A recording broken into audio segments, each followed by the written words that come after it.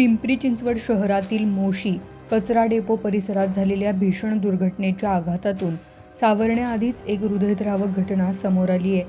या दुर्घटनेत कचऱ्याच्या ढिगाराखाली दबून मृत्यू झालेल्या 9 कर्मचाऱ्यांपैकी नागेश गायकवाड यांच्या पत्नी सोनाली गायकवाड यांनी राहत्या घरी गळफास घेऊन स्वतःला संपवल्याची धक्कादायक घटना घडली आहे। पतीच्या अकाली निधनाचा मानसिक धक्का आणि विरह सहन न झाल्याने त्यांनी हे टोकाचे पाऊल उचलल्याचे प्राथमिक तपासातून समोर आले आहे। गेल्या महिन्यात 8 जुलै रोजी पिंपरी चिंचवडमधील मोशी परिसरात असलेल्या कचरा डेपो शेजारील एका इमारतीवर कचऱ्याचा मोठा डोंगर कोसळला होता। या दुर्घटनेत कचऱ्याच्या ढिगाराखाली अनेक कर्मचारी अडकले। बचाव कार्य राबवण्यात आलं असलं तरी या भीषण घटनेत 9 कर्मचाऱ्यांचा करुण अंत झाला। मृतांमध्ये नागेश गायकवाड यांचाही समावेश होता। नागेश यांच्या निधनानंतर त्यांच्या कुटुंबावर दुःखाचा डोंगर कोसळला। पतीच्या अचानक आणि अकाली जाण्यामुळे सोनाली गायकवाड या तीव्र मानसिक धक्क्याखाली होत्या अशी माहिती समोर आली आहे। पतीच्या मृत्यूचा विरह आणि कुटुंबावर आलेलं संकट यामुळे त्या अस्वस्थ होत्या। याच मानसिक अवस्थेतून त्यांनी बुधवारी रात्री राहत्या घरी गळफास घेऊन जीवन संपवल्याचं बोललं जातंय। आता पाठीमागच्या महिन्यामध्ये मोशीमध्ये जे प्रकरण झालं कचरा डेपोचं, त्यामध्ये नागेश गायकवाड हे माझे मामा लागतात आणि काल जे प्रकरण झालं सोनाली गायकवाड ही माझी आत्या लागते। तर आमचं असं म्हणणं आहे की काल जे प्रकरण झालं 4-4:30 वाजता जे सुसाईड झालं, तर सासू सासऱ्यानं कोणालाही न सांगता हॉस्पिटलमध्ये आणून टाकलं इथं YCMमध्ये, आणि आम्हाला संध्याकाळी 7-7:30ला सांगतायत की असं असं झालं आहे म्हणून। तेव्हा आम्ही इथे पोहोच झालो आहे आणि जेव्हा आम्ही पोचलो आहे 12:30-1 वाजता, तेव्हा आम्ही पाहतो तर सासू सासऱ्याकडे एकही माणूस इथं हजर नाही आहे, एकही नाही आहे।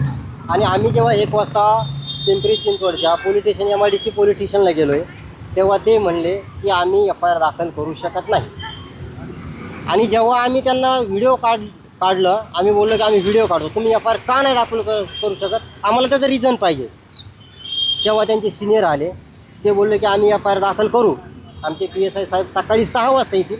आता 6 वाजता सकाळी आम्हाला सांगितलेलं, पण सकाळी 6 वाजता अजूनही आता वाजले साधारण 1 वाजता आहे, अजून ना FIR दाखल येईल ना कोणती तक्रार घेतलेली। त्या कारणास्तव आमचं असं म्हणणं आहे की तिच्यासोबत काहीतरी घातपात झालेला आहे।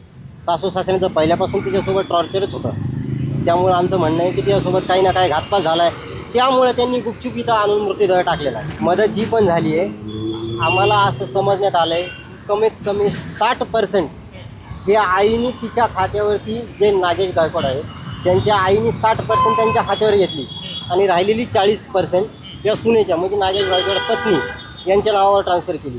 पण जे झालं आहे, माझं असं म्हणणं आहे की तिला कमीत कमी ती रक्कम भेटली तरी मानसिक त्रास जास्त होत होता।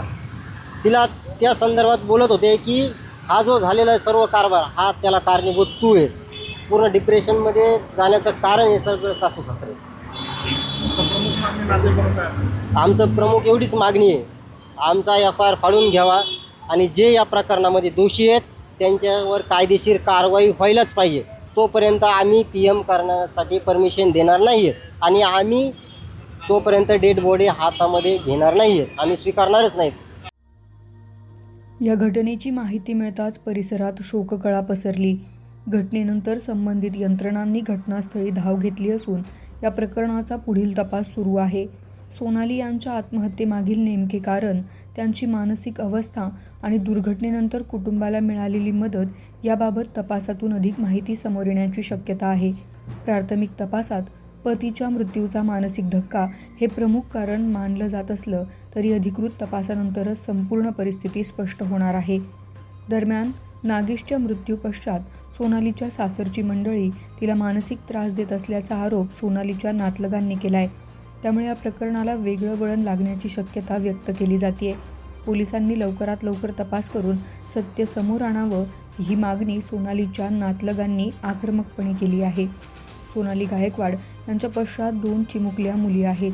आधी वडिलांचे आणि आता आईचेही छत्र हरपल्याने या दोन्ही मुली पूर्णपणे पोरक्या झाल्या आहेत। एका दुर्घटनेने आधीच कुटुंबाचा आधारी राहून घेतला होता, त्यानंतर घडलेल्या या दुसऱ्या दुर्दैवी घटनेने या मुलींच्या आयुष्यावर मोठं संकट ओढवलं आहे। गायकवाड कुटुंबावर कोसळलेल्या या दुहेरी आघातामुळे संपूर्ण पुणे जिल्ह्यातून हळहळ व्यक्त केली जातीये.